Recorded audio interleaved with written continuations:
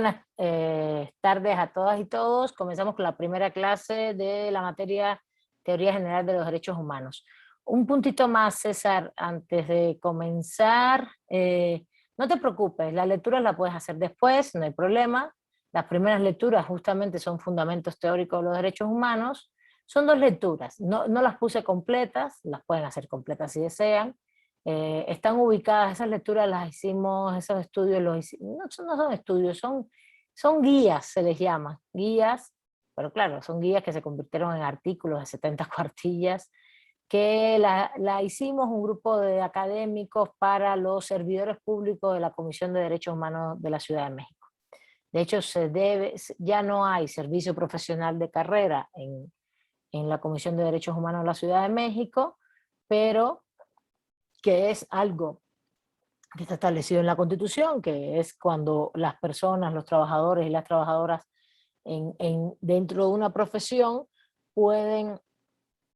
aspiran a tener puestos diferentes, a lo mejor con mejor remuneración, etcétera, y uno de los requisitos cuando tú estás en una plaza específica es irte preparando, ¿no? Capacitando y accediendo a otros puestos laborales.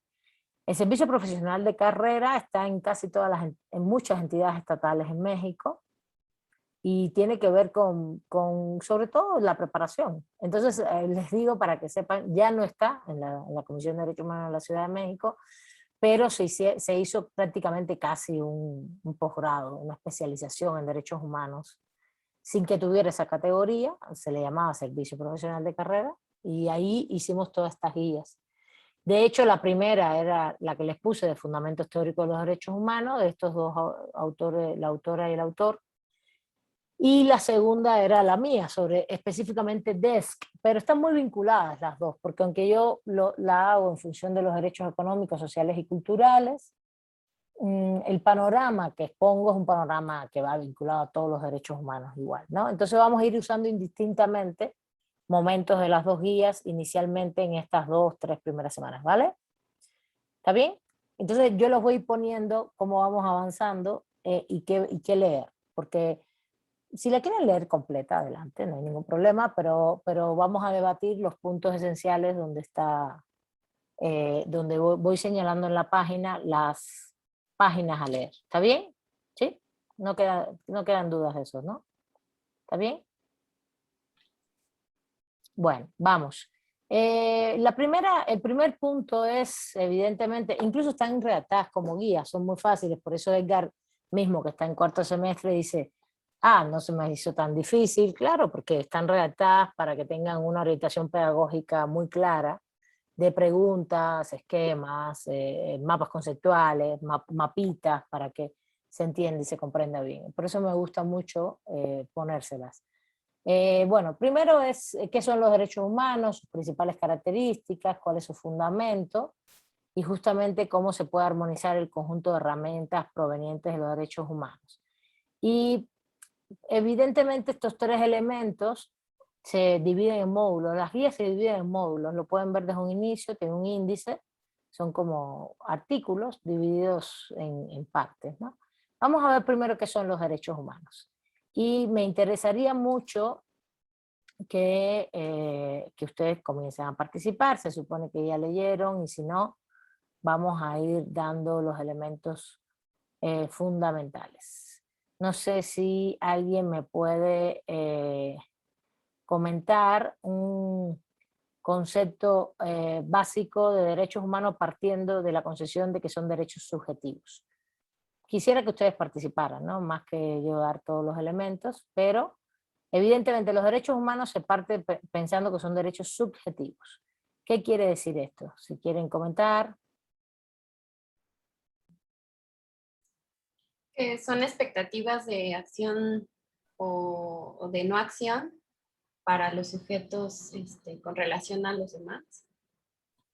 Expectativas de hacer o no hacer, vamos a decirlo así.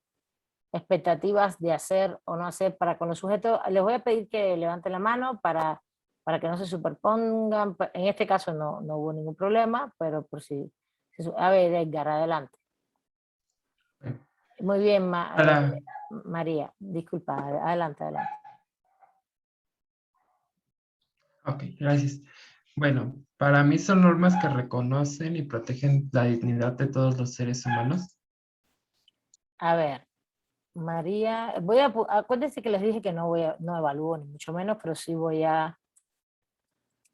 eh, a apuntar las participaciones. No es evaluativo, sino solo interés, ¿no? De que participen y eso, como ya les dije, siempre incide a favor en la evaluación.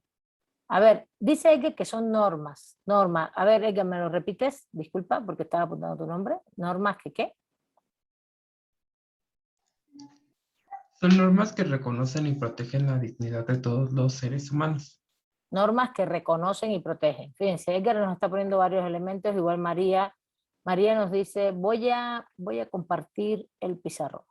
Vamos a ir poniendo acá, para que esto se vea más...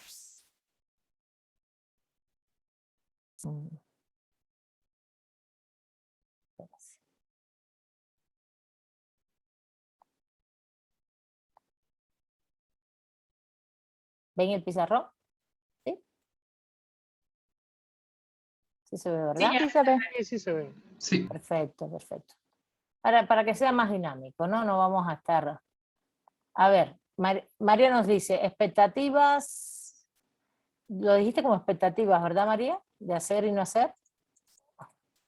Y yo siempre uso ese término. Vale, expectativas de hacer y no hacer. Edgar, normas... Fíjense, están dando elementos muy buenos. Normas de reconocimiento y protección, dijiste, Edgar, ¿verdad? ¿Sí?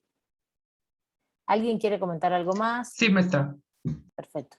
¿Alguien, algo más de lo que leyeron en la lectura? Y si no, algo que ustedes entiendan. Supongo algunos no podrán leer. A ver, Martín, adelante. Hola, profesora. Hola, También ¿qué tal? es una característica de un sujeto respecto a otro sujeto. Siempre el derecho tiene interrelación, vamos a decir, entre... el derecho siempre es una relación bilateral entre personas, pero no quiere decir que sea entre... Cuando hablas de un sujeto, ¿a qué te refieres? ¿Una persona o un ser humano?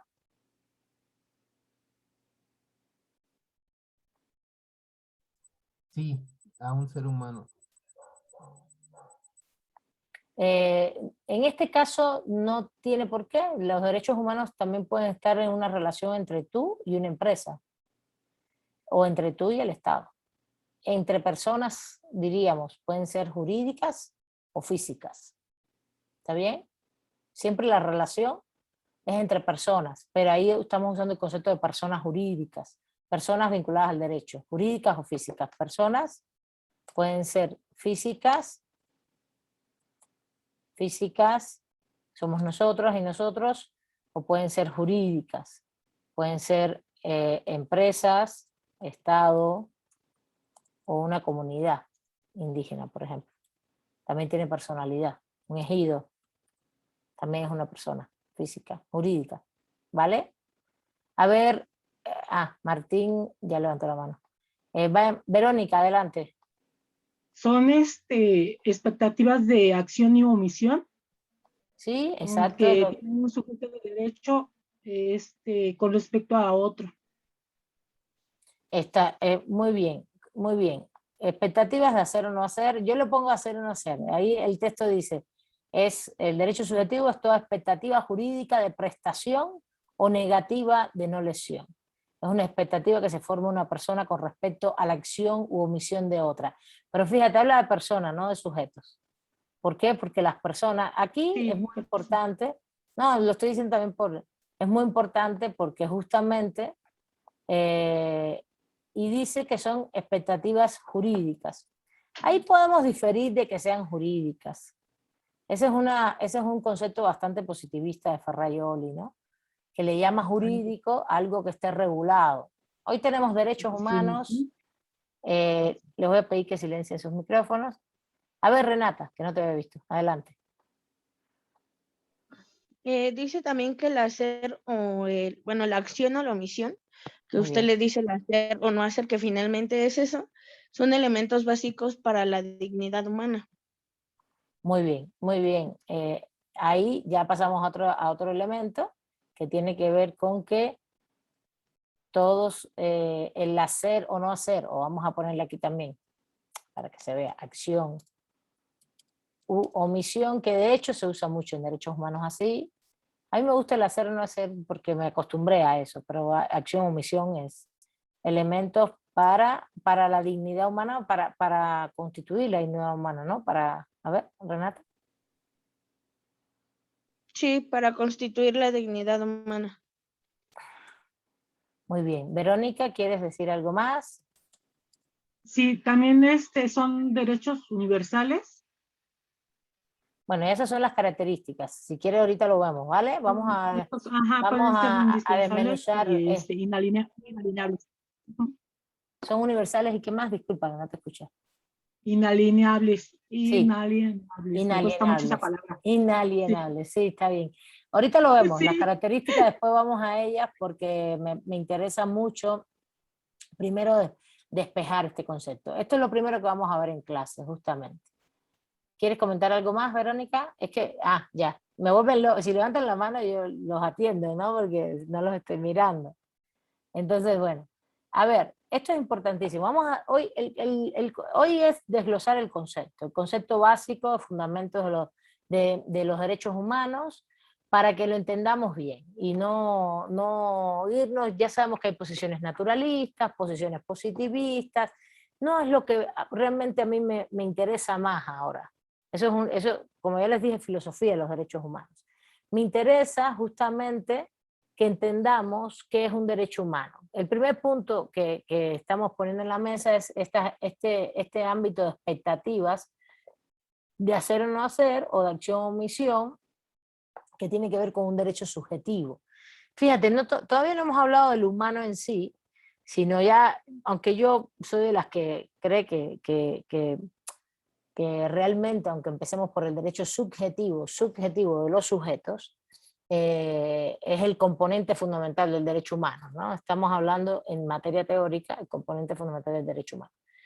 Y es como dice Ferraioli. Ferraioli es un positivista crítico, para los compañeros que no han estudiado derecho, italiano, que es el creador de la teoría garantista del derecho, esa teoría que plantea que es muy importante que las constituciones y todos los sistemas normativos jurídicos del Estado mexicano, de todo Estado, no solo diga que defiende los derechos humanos y que los regula, porque además es muy importante que los regule, está bien, derecho a la vida, todo.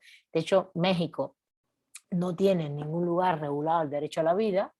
En la Constitución solo se infiere porque prohíbe la pena de muerte, infiere que defiende la vida porque prohíbe la pena de muerte en la Constitución, está prohibida. Pero no dice el derecho a la vida está protegido por esta Constitución y comienza tanto y termina tanto. Como es tan polémico ese asunto de cuándo empieza y cuándo termina, estamos hablando de justamente el aborto y la eutanasia como figuras también de jurídicas. Luego entonces muchas constituciones prefieren no regular. Bueno, entonces vamos de nuevo, no es un tema de regulación única y exclusivamente, aunque sí de reconocimientos, Edgar, estoy de acuerdo contigo, pero el reconocimiento no siempre implica regularlos, aunque es necesario, pero sobre todo de garantías. Garantías que es que tú tengas la forma de que si sientes que tu derecho está violado, tú puedas ir a algún lugar a reclamar algo. ¿Está bien? ¿Sí se entiende eso? ¿No? Sí, eso es bastante sencillo. Ustedes eso lo hemos visto en otras clases y lo deben conocer como juristas ya que eso casi son. Edgar, ¿quieres comentar algo? Si levantan la mano les voy a dar la palabra. En una ocasión, en una clase de mi carrera, tocábamos el tema de los derechos humanos. Este es un comentario que les voy a hacer. Decía la profesora, todo ser humano tiene derechos y todo ser humano tiene derecho a la salud, pero ¿cuántos tienen seguridad social? Y ahorita se me vino a la mente es un comentario ese de que si hablamos de derechos humanos, pues no todos los seres humanos se les han aplicado en cierto contexto, ni la educación. como tal, en este caso se les ha aplicado en cierto contexto a todos los seres humanos. Muy bien, Edgar. Son dos ámbitos diferentes. Estamos comprendiendo qué es ese derecho humano. ¿Está bien? No estamos diciendo que se están aplicando. Y ese es un concepto importante. Edgar nos pone en la mesa si se cumplen o no los derechos humanos. Término, cumplir. Términos, realizar. Términos, tener no es un buen término. El término jurídico es cumplir, realizar, satisfacer, garantizar. ¿Está bien? Esos son los términos importantes.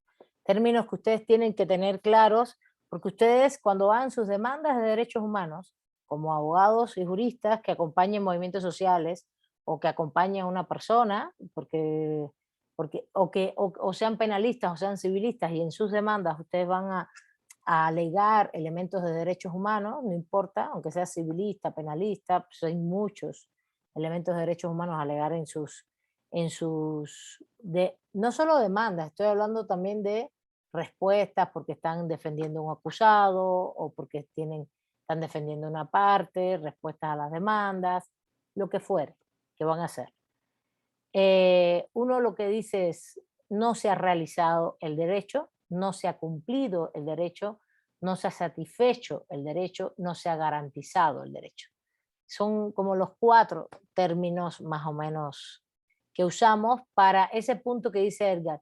Sí, todos tenemos derecho a la salud, pero ¿cuántos realmente lo tienen realizado? Es decir, seguridad social, bueno, ahora cambió la Constitución, se supone que no se está cumpliendo, no se está cumpliendo, pero se supone que ya la salud es de carácter universal y gratuito, luego entonces en todos los hospitales de carácter público nos deberían atender, todos y todas. No se está cumpliendo, yo lo sé, pero está la modificación hecha y debería ser así. Ya tú deberías ir a cualquier hospital del IMSS, del ISSSTE, lo que fuera, y te deberían atender. Pero bueno, digo, tengas seguro o no, a eso me refería, pero no se está cumpliendo, lo sé. Entonces, esa distinción es importante y la hago ahora como un paréntesis. ¿Por qué? Porque para que vayan agarrando el lenguaje de los derechos humanos. Bueno, a ver, primer punto, los derechos humanos son expectativas jurídicas de hacer o no hacer. Yo diría que el tema jurídico, de que esté jurídico, tiene que ver con que esté regulado, que esté establecido en la Constitución, que esté establecido en las leyes. El tema hoy es que todo esto está establecido en las normas internacionales ya. Entonces, como que, y casi todos los países tienen suscritos los pactos internacionales. Ahora, por ejemplo, ¿cuál es el país? ¿Alguien sabe que no tiene suscrito ningún pacto internacional? ¿Sí sabe? De derechos humanos, ni el de civiles y políticos, ni el de los derechos económicos, sociales y culturales. México no, México es el campeón en suscribir todo. México tiene suscrito todos los pactos. Pero hay países que no. Por ejemplo, ¿cuál es un país que no tiene? A ver, Renata.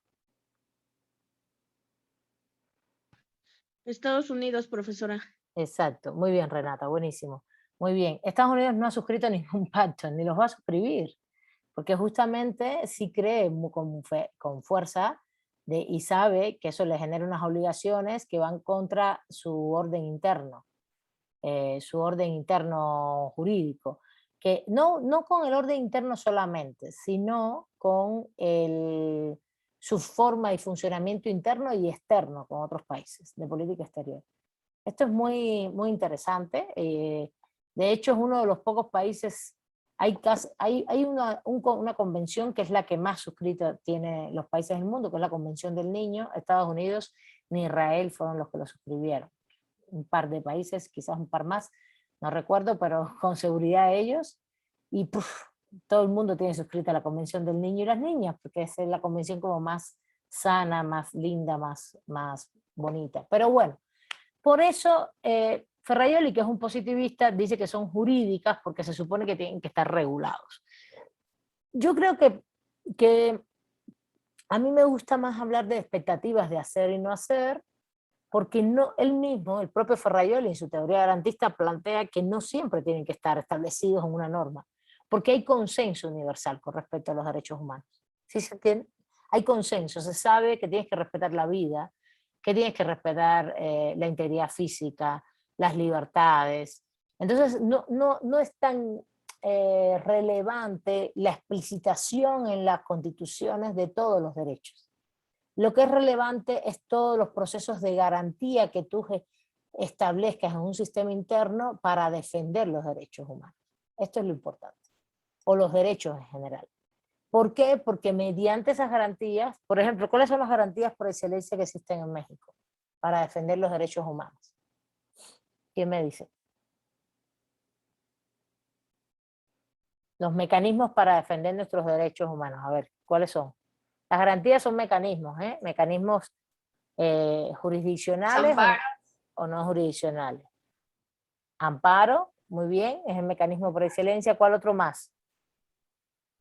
Controversias constitucionales. Sí, pero se aleja más, porque eso tiene que ver con los ámbitos y las facultades del Estado.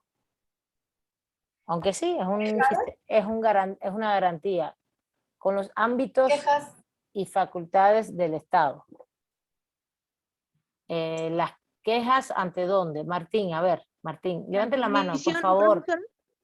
Renata, espérense, me vuelven loco. Levanten la mano, Martín. Una garantía es la Ley Federal de Trabajo. Las garantías, a ver, las leyes, estamos hablando de cosas que son de teoría del derecho básicas.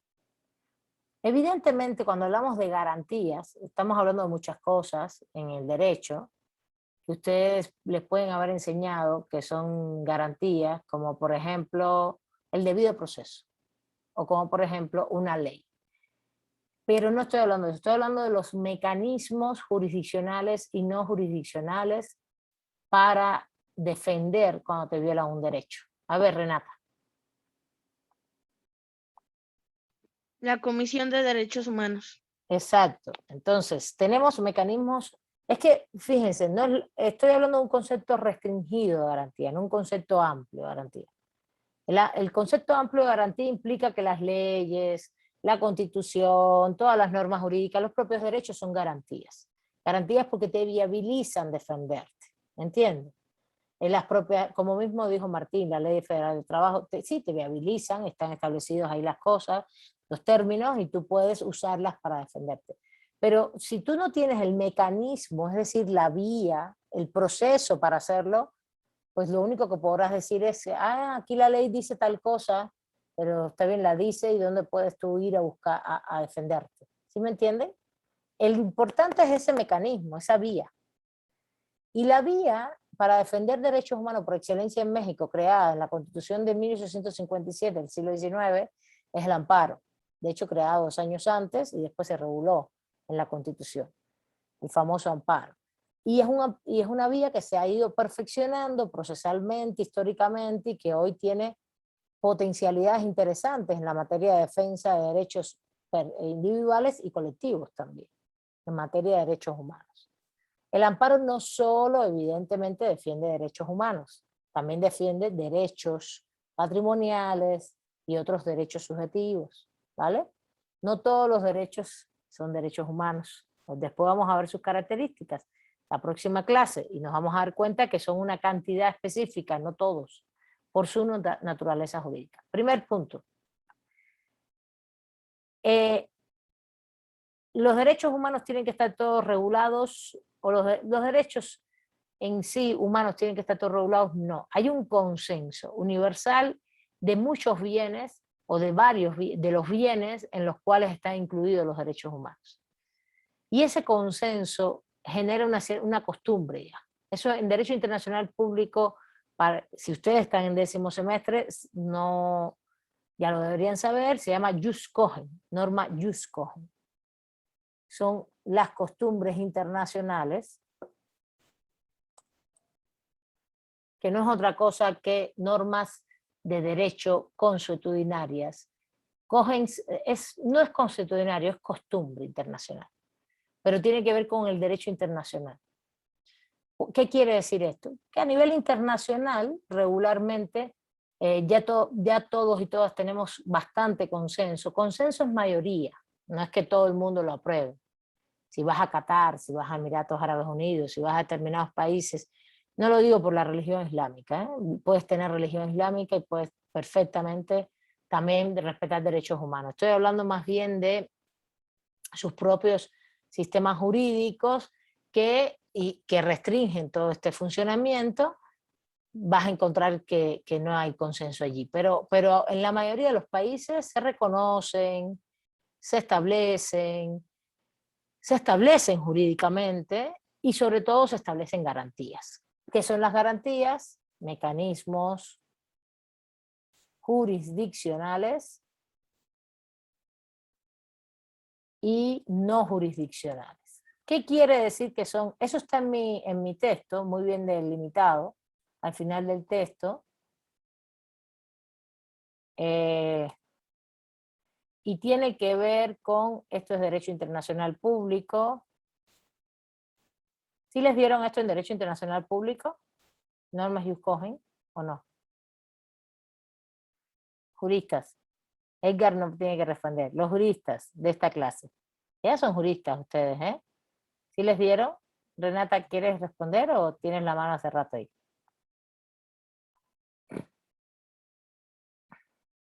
No se los dieron, ¿verdad? Están aquí mirándome con cara de... Todavía no. No, bueno, tú todavía, pero acá tenemos 20 que ya pasaron todas las materias, los conozco y las conozco muy bien. Esto es fundamental en derecho internacional, este punto. Es un elemento fundamental de teoría del derecho internacional público. No solo de teoría, el funcionamiento, porque justamente por eso el genocidio es una norma jus cogens, la tortura es una norma jus cogens, la prohibición de genocidio, la prohibición de la tortura.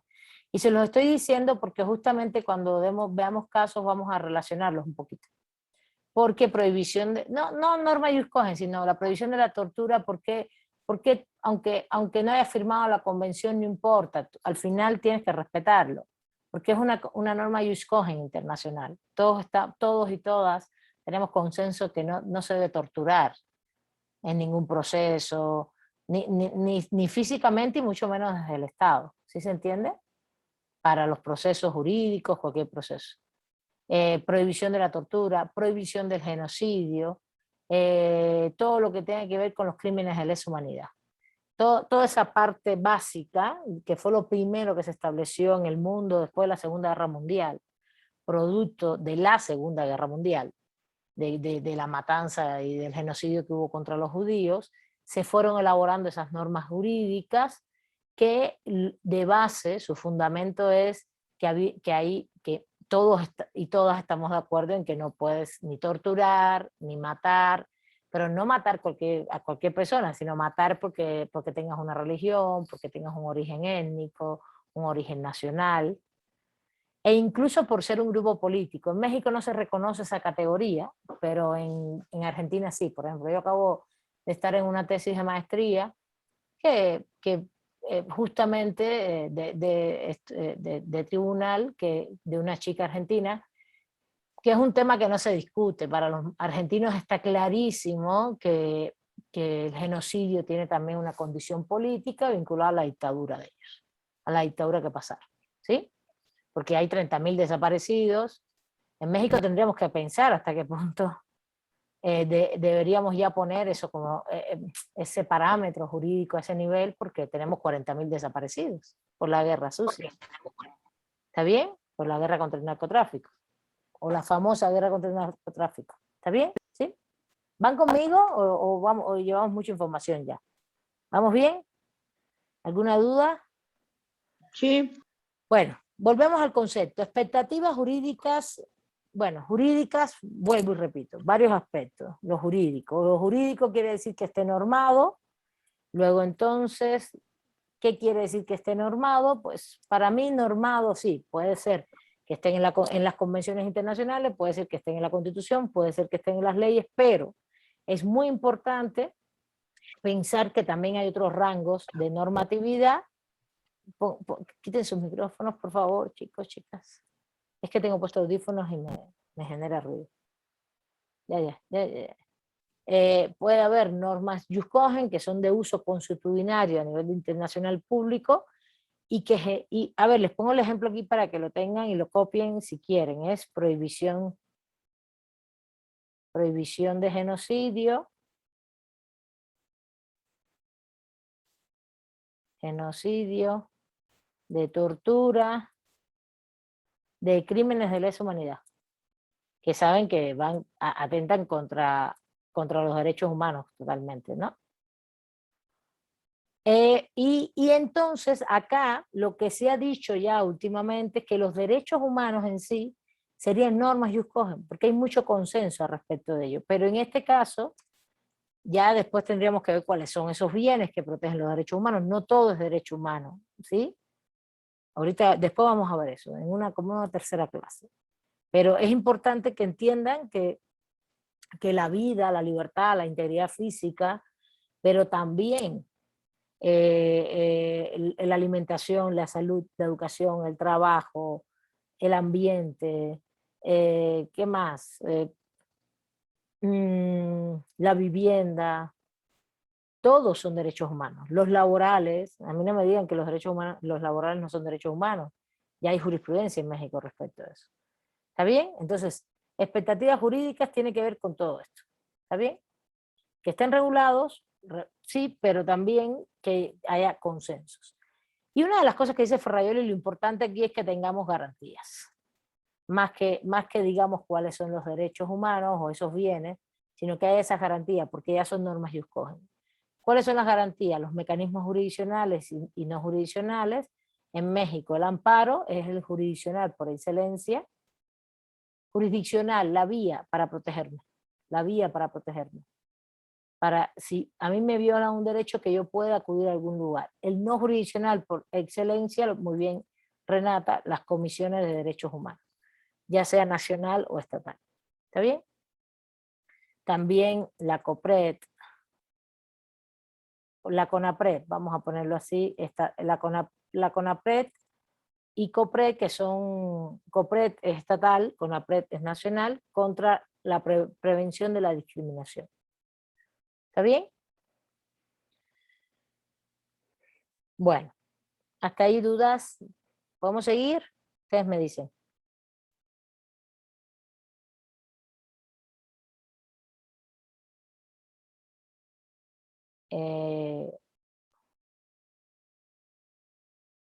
¿Todo bien?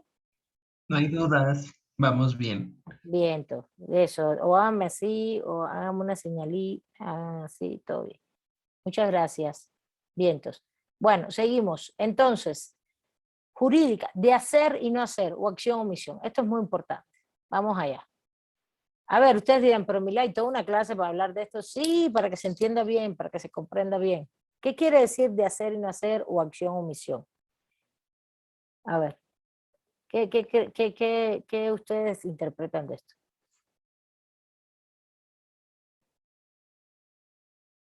Vamos, piensa un poquito, tampoco es... Claro, siempre un aspecto relacional, lo dicen los autores, de una persona a otra. A ver, Edgar, adelante. Bueno, yo pienso que sería, ¿qué hacer con un derecho humano? No. Pues sería... Tú tienes una expectativa de hacer o no hacer, o una acción o omisión. El derecho humano es una expectativa de hacer, no es qué hacer tú, es de hacer o no hacer una acción o omisión. A ver, vamos al concepto de expectativa un momentito antes. Expectativa es de algo, de que pase algo, ¿no? ¿Sí se entiende? Es una expectativa. Por eso es importante decir, sí, tienes los derechos humanos, pero no están realizados. Es una expectativa. Expectativa no es algo que existe en sí, que esté material, sino es solo siempre tú estás en la expectativa de que algo pase. ¿Sí se entiende? ¿Y por qué entonces hablamos de hacer y no hacer? A ver, primero Edgar, que para ver si ahora podemos dialogar, porque a lo mejor no enfoqué bien la pregunta. Y después María Los Ángeles. A ver, si puedes, si no, seguimos. Sí, mejor le cedo la palabra. Dale, no hay mis problema. compañeros. No hay problema. María, a ver. Pues de hacer, por ejemplo, la educación, la nutrición, el acceder a agua. Y de no hacer, pues esto de la prohibición de la tortura, que no te quiten tu patrimonio, cosas. O sea, más bien serían cosas que otros no debemos hacer contra los demás, ¿no? Ese es el de no hacer, que yo entiendo. Vamos a verlo. Acción y misión. De hacer. Yo tengo, y esto está muy vinculado a los bienes, y no, nunca cuando hablamos de este concepto es muy curioso, porque yo también lo tengo así relatado, es la expectativa de hacer o no hacer en todos mis escritos, ¿no? Pero como enseguida lo que yo hago al otro párrafo es hablar de los bienes. ¿Cuáles son los bienes? Ya se los dije. Salud, educación, la vida, la integridad física, las libertades, la participación política, todos los derechos de participación política, por ejemplo. Que sea voto, ser votado, lo que ustedes, todo lo que tenemos, todos los que existen, que ahí sí en materia política son diferentes en cada espacio, ¿no? Depende de donde, cómo estén regulados. Ahí sí los políticos adquieren una regulación específica y sí no, hay consenso universal que tienes que participar políticamente, pero la forma ya siempre está regulada localmente, ¿no? Pero la vida es consenso universal. Las libertades de movimiento, por ejemplo, que incluso es el derecho humano más restringido que existe hoy, la libertad de la movilidad. Hoy tenemos una restricción más. Si no tienes la vacuna X, no puedes ir a tal lugar, ¿eh? Está tremendo esto. Digo fuera de México, fuera del país, en las fronteras. Hoy nos restringen más la movilidad. Libertad de movimiento, libertad para asociarse, libertad de expresión, libertad para elegir profesión, para elegir dónde vivir. Pues piensen ahí libertades, y libertad de participar políticamente, libertad de conciencia, libertad de credo, ¿no? De lo que tú quieras creer religiosamente, libertad de creencia religiosa se llama. Ahora, sociales, salud, educación, trabajo, ambiente, sociales en general, vivienda adecuada, alimentación, agua, ¿no? Y después hay otros derechos que están vinculados a grupos, pueblos indígenas, autonomía, desarrollo propio, consulta previa libre e informada, tierra, territorio, por poner ejemplos. Todo eso son derechos humanos. Hay derechos para todos y todas y hay algunos que son para determinados grupos. Los grupos vamos a dejarlo por ahora porque complejiza un poquito más. ¿Qué expectativa yo tengo? Justamente, yo tengo la expectativa de ¿qué? De realizar esos derechos. Lo que dijo Edgar. Es que todos tenemos derecho a la salud, pero no los tenemos realizados. Bueno, de hacer. ¿De qué? O de acción. ¿De qué acción? De que yo tenga acceso a una salud de calidad. Es decir, preventiva en el momento que me enfermo y posterior a enfermarme. A una educación no solo incluso de calidad, a una educación intercultural, a una educación no solo acceso, con una serie de características, son muchas, ¿no? Y la calidad incluso tiene que estar vinculado a todo ese proceso cultural, de lengua. Por ejemplo, si yo hablo español, que sea en español, pero si yo hablo náhuatl, que sea en náhuatl. Y así sucesivamente, a todos los niveles hasta por lo menos la secundaria, que es como está establecido en México, aunque debería ser acceso a todos los niveles, ¿no? Universal y gratuito. Y si no, asequible, si no es gratuito. Y que esa es la expectativa de hacer, que yo pueda acceder a esos bienes. ¿Está bien? ¿Se entiende eso? ¿Se entiende? ¿O no? Sí, Los veo pensando y mirando. A ver, les doy un minutito y díganme, ¿cómo lo ven? Acceso a participar. A ver, Edgar, el que quiera participar me levanta la mano o participa. Es que yo veo que quitan el micrófono y por eso les digo. Por ejemplo, acceder a participar políticamente. Eso es hacer. A que yo pueda acceder a todos los niveles de educación. Con todo lo que implica, no es solo acceso, eso lo vamos a ir viendo en clases. Los derechos tienen muchos empaques, no es solo acceso. Por ejemplo, el agua, acceso físico, pero también asequibilidad económica. Si yo tengo que pagar el servicio, tú no pagas el agua, pagas el servicio. De hecho, tú no pagas la educación, ni pagas la salud, pagas el servicio que te dan. Lo que tú pagas es un servicio, no el derecho. El derecho es inherente a la personalidad humana. Entonces, ¿qué tú haces? Yo quiero tener acceso a satisfacer mi derecho, hacer. Y esto puede implicar que los servicios que se dan tengan algún costo. Luego, entonces, el elemento del derecho humano es asequibilidad económica. Asequibilidad económica. Todo eso lo vamos a estudiar en clase, no se preocupen. Vamos a estudiarlo bien. Y la asequibilidad económica en el agua es muy clara. Es que tú puedas, si tienes que pagar el servicio, que no implique un % mínimo de tu salario, ¿no? Accesibilidad física, que llegue a mi casa el agua, o que llegue muy cerca de mi casa, que yo tenga infraestructura, ¿no? Disponibilidad, que además de que llegue, me llegue diario. En la OMS, la Organización Mundial de la Salud, dice que en materia de agua debemos tener por lo menos, se plantea de 250 a 300 litros diarios de agua por persona. Estamos hablando de agua potable para uso personal y doméstico, es decir, para limpiar, cocinar, limpiar mi entorno y mi persona, cocinar y tomar, por supuesto. No estamos hablando del agua para uso industrial, ni mucho menos tampoco para uso campesino, agropecuario, uso personal y doméstico. Y el otro punto, además de accesibilidad física, asequibilidad económica, disponibilidad, es que me llegue diario, que yo no tenga que esperar un día agua, 10 días no, o 5, o 3, o 4. Y el otro punto es calidad del agua, que tiene que ver con que no esté contaminada. Ahí le hablé de 4 elementos del derecho humano al agua, y mi expectativa de hacer es que me llegue, que tener el agua para uso personal doméstico en ese sentido, en este contenido. ¿Alguna duda hasta ahí? ¿Cómo ven? Así vamos con todos los derechos, ¿eh? De hacer es de tener por ejemplo, de tener una vida digna, ¿no? Claro, ustedes dirán, ¿y qué cosa es una vida digna?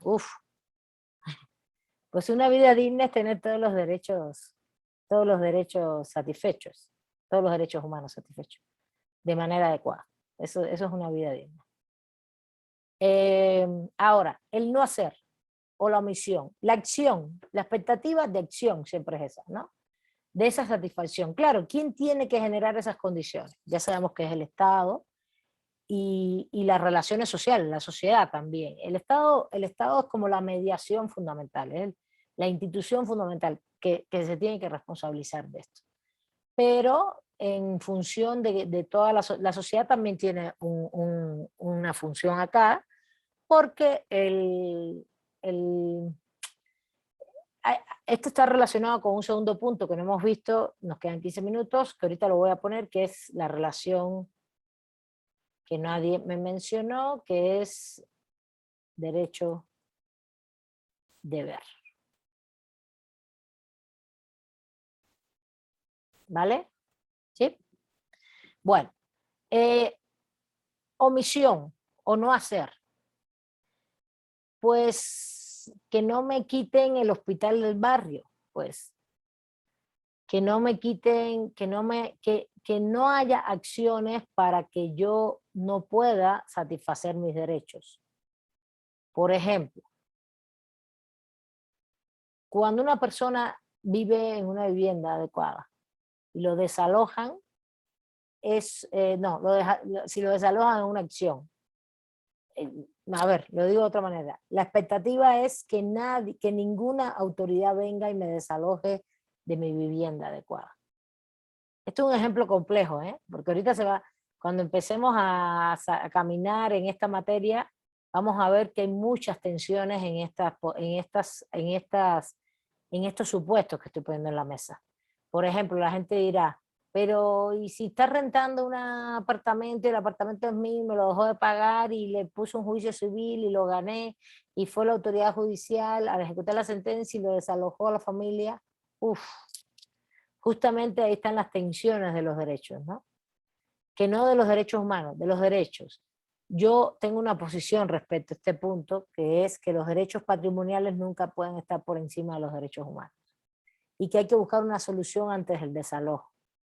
Un fenómeno fundamental hoy en España, por ejemplo, es el desalojo de familias completas y arráscate con tus propias uñas, ráscate con tus propias uñas a partir de ese momento.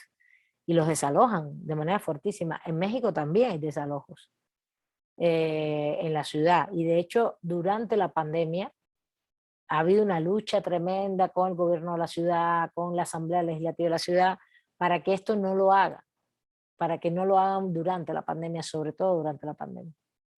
Porque lo que pasa es que lo que hacen casi todas las legislaciones mundiales y sobre todo la mexicana es poner por encima el derecho de propiedad, por encima del derecho de la vivienda. Cosa que desde el punto de vista jurídico, de la naturaleza jurídica, no de la norma jurídica, de la naturaleza jurídica de los derechos va en contra de los derechos humanos. Eso, ese actitud. Pero bueno, omisión. La expectativa de no hacer, que no me desalojen de mi vivienda, que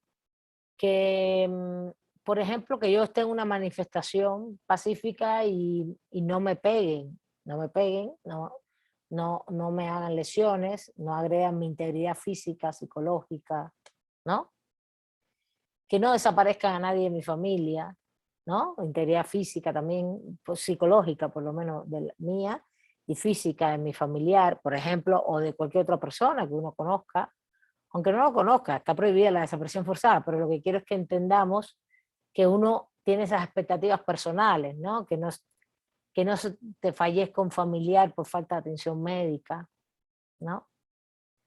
Esas son las expectativas de no hacer, u omisiones, es que justamente los responsables, que en este caso sobre todo es el Estado y sus instituciones, dejen de hacer acciones en un determinado momento que provoque que se vulneran mis derechos. Por ejemplo, fíjense, esto es curioso porque hay una correlación lógica compleja que tú dices, pero Milay, si te desaparecen un familiar es un hacer. Sí, pero es un hacer no a favor de los derechos humanos. Es un hacer que viola los derechos humanos, ¿sí se entiende? Y el no hacer ahí es que el Estado debía no cometer esa infracción, ¿sí me entienden? No cometer esas infracciones, porque no es, el Estado no tiene que pegarle, no tiene que usar la fuerza excesivamente en una manifestación, solo en caso de que estés dañando los derechos de otros, ¿sí me entienden? ¿Cuándo el Estado tiene que entrar en un proceso del uso de la fuerza? Cuando unas personas o un grupo dañan los derechos de otras personas de otro grupo. ¿Sí? Entonces ahí es donde entra el Estado. Y no puede ser excesivo el uso, tiene que ser proporcional. Y para eso hay protocolos, ¿no? Lo primero que haces es contención y a partir de la contención hasta el 150% de posibilidades, vaya. Y solo el uso excesivo de la fuerza, e incluso cuando la propia autoridad puede estar en riesgo de peligro su vida, ¿no? Por ejemplo, los policías, ¿no? Pero regularmente no sucede así, no es lo que sucede en las manifestaciones del mundo, en América Latina. En el mundo en general, vean las manifestaciones de los chalecos amarillos en Francia y vean lo que pasó. Tengo una colega, una amiga entrañable de todos estos estudios hace miles de años que estuvo aquí ahora todo el año de la pandemia, el año pasado, y me contó, fue tremendo lo que les hicieron en Francia, en la ilustrada Francia. Bueno, ¿alguna duda hasta ahí? ¿Se entiende qué son esas expectativas de hacer o no hacer, de acción o omisión? Es justamente yo tengo la expectativa de tener satisfechos esos derechos. Esas son acciones que regularmente tiene que hacer el Estado. Y de no hacer, también son omisiones que tiene que regularmente hacer el Estado para que no se violen mis derechos o los derechos humanos de todos y todas. ¿Está bien? ¿Sí? Tiene una relación más con el Estado y también con las personas. Yo tengo la expectativa de que a mí no me maten, por ejemplo. Eso lo puede hacer otra persona, no solo el Estado. ¿Está bien? Tengo la expectativa de que no me lesionen. Eso lo puede hacer otra persona, no solo el Estado. Puse varios ejemplos, que es un poco lo que dijo María de los Ángeles. ¿Está bien? Bueno, ¿alguna duda hasta ahí? No. Ahora, siempre es bilateral, sí, entre personas, sí, físicas, sí, pero también jurídicas, no solo físicas. Estamos en relación con empresas, con Estado, con comunidades, ejidos, todo lo que se mueva y tenga pequeños, y tenga personalidad jurídica, ¿está bien? Cuando digo personalidad jurídica, estoy siendo un poquito técnica acá, pero a ver, también estamos hablando de capacidad jurídica, ¿no? Por ejemplo, puede haber un debate, un niño puede matar a una persona, sí. El niño puede matar a otra persona. ¿Sabe lo que está haciendo y las consecuencias que implican? Puede ser que no. ¿Sí? Puede ser que no, y entonces por eso son inimputables, ¿no? Que no se les puede imputar un delito hasta determinada edad, ¿no? Entonces, por eso hablo de personalidad jurídica. Es la persona que tiene capacidad jurídica penal, civil, en las personas físicas, política, y por supuesto todo tipo de personas jurídicas, empresas, sujetos colectivos. Una empresa, un sindicato, un ejido, una comunidad indígena, el Estado, son personas jurídicas que se constituyen jurídicamente mediante un pacto de algo. Una empresa puede ser una sociedad civil, puede ser una C, puede ser una sociedad de responsabilidad limitada, depende de cómo se haya constituido. Puede ser una paraestatal. Siempre hay un acto jurídico que las constituye. El Estado mexicano, el acto jurídico que lo constituye, como este Estado-nación que tenemos hoy, fue a partir de la Constitución de 1824 y sus sucesivas modificaciones y nuevas constituciones. ¿Está bien? Es un acto jurídico. ¿Sí se entiende eso? ¿Sí? Una comunidad indígena, ¿cómo se constituye? No hay el acto jurídico es consuetudinario, histórico. No es un documento. ¿Está bien? Un ejido, ¿cómo se constituye? Si tiene un acto jurídico. Tiene que tener una constitución, un momento de constitución. No sale de la nada. ¿No? Una asamblea, pero regularmente tienen un documento, ¿eh? Igual que las sociedades de bienes comunales. Los ejidos, de hecho ese fue el proceso de la reforma agraria, regular todo ese proceso. Estamos hablando de los años 30 del siglo XX. Documentos que los constituyeron ejidos o bienes comunales. Pero hoy por hoy, si son comunidades indígenas, histórico y consuetudinario, no tiene por qué. Y el ejido al final se basa en eso, ejido y bienes comunales se basó en eso, histórico y consuetudinario, y se hizo un documento. Es más o menos. ¿Sí se entiende esto? Entonces, todos tenemos un acto constitutivo ahí. ¿Está bien? ¿Alguna duda ahí? ¿Quién más me dice que otros momentos jurídicos tenemos las personas físicas? Abogados y abogadas, para los compañeros y compañeras que no son de derecho. Vamos, expliquen. Nacemos, nos registran, ok, y después, cuando nacemos y nos registran ya tenemos algunos derechos, ¿no? Derecho a la vida, derecho a la integridad física, ok, pero hay... Al cumplir la mayoría de edad. Sí, pero ¿cuáles son esas mayorías de edad? Son varias. A ver, ¿cuáles son las mayorías de edad? ¿Quién me dice? Penal, civil, para casarse, para votar, para participar políticamente. Vamos. Ay, abogados, abogadas. Qué bien está. Pues de 18 años para participar en las elecciones, ¿no? Políticamente. Políticamente. Pero ya para postularse creo que sí tiene Ya que ser más después, grande. exacto, políticamente hay varias edades, una cosa es votar, otra cosa es ser votado, otra cosa es ser miembro de diputados, ser miembro de senadores, ser presidente de la república, sí tienen diferentes años.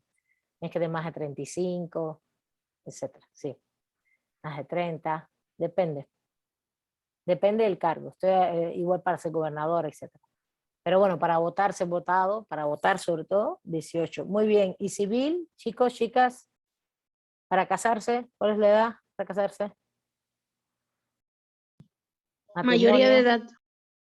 ¿Me pueden decir la edad? ¿Cómo que mayoría de edad? 18 años. 18. Eso. ¿Y la edad penal? También es 18. También es 18. ¿En México todo es 18? No, se supone que en algunas cosas, bueno, por ejemplo, el matrimonio tengo entendido que sí se puede desde los 16, pero con autorización de los padres. Exacto. Y en Entonces, responsabilidad penal, creo que sí es 18, bueno, para que entren a, ahora sí que es lo que es el reclusorio, porque antes de los 18 están en un, ¿cómo se llama? en un centro de reeducación juvenil. Centro de... Sí, ¿no? ¿No? ¿No, Karina? Tutelar de menores. ¿Sí, Karina? ¿Así? Ixel. Bueno, gracias. Ven, por eso les pregunté, para distinguir, porque ahí esa capacidad jurídica, que es de la que siempre se habla en materia de derechos subjetivos, es importante tenerlas claras. Esas terminologías que establecen todas las normas. Y eso es, en cada país es diferente.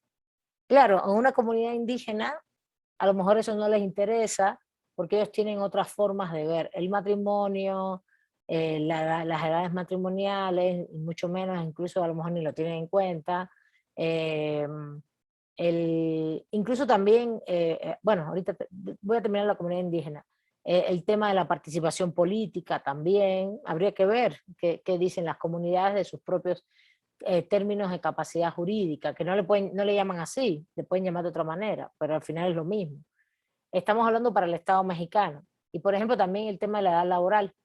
En lo laboral tengo entendido que hay 14, 16, 18, son diferentes edades, depende de lo que vayas a hacer, y ahí se regula de manera diferente horarios y todo esto, horas si eres menor. ¿Está bien? Todo esto es importante. ¿Por qué? Porque no, aunque no se cumpla, y me refiero, por ejemplo, en materia laboral hay niños que trabajan con 8 años y a lo mejor no es legal, o a lo mejor la autorización implica solo unas horas y trabajan jornadas de 12, hay de todo.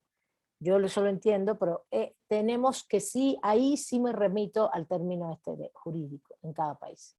Es muy importante en materia de derechos humanos, de derechos en general, pero de derechos humanos también, ver en cada país este término que se llama capacidad jurídica. Capacidad jurídica. Que ustedes lo deben haber visto en cada materia, en civil, en penal, en laboral, etcétera, etcétera. ¿Está bien? Es a qué edad y en qué momento yo puedo ejercer derechos de qué tipo y qué deberes. ¿Está bien? Este es uno de los grandes temas de los derechos subjetivos, y porque tiene que ver con la minoridad, ¿no? Si eres menor de edad, eso que Renata misma dijo tantas veces, menor de edad, sí, pero por eso dice la distinción, para que seamos más específicos, sobre todo si ustedes van a hacer, vas a hacer laboral. Bueno, tienes que tener muy clara la capacidad jurídica, no solo defender a personas mayores de edad, pero puede ser que te den casos de niños, niñas, o que lo tengas que vincular. No, bueno, seguimos. Ya por último se acabó la clase. Disculpen. Ya me entusiasmé y ya